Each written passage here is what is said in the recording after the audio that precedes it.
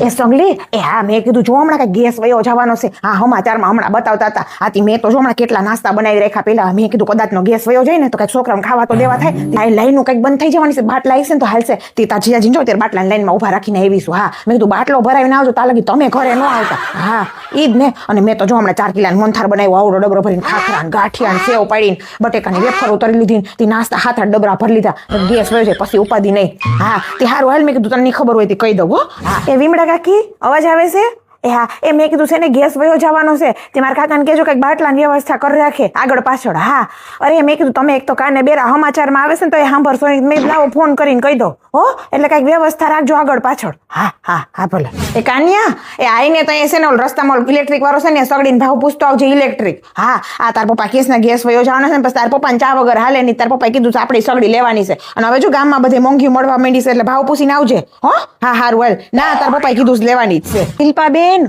એ gas વયો જવાનો છે સમાચારમાં બતાવે છે આથી માર ભાઈને કાલ મેં લિફ્ટમાં મણેક બટેકા લઈને જતા જોયા હતા તે વેફર પાડી નાખજો બાફી નાખજો ગેસ વયો જાત છે ને બાપસો પછી પડ્યા રે બટેકા હા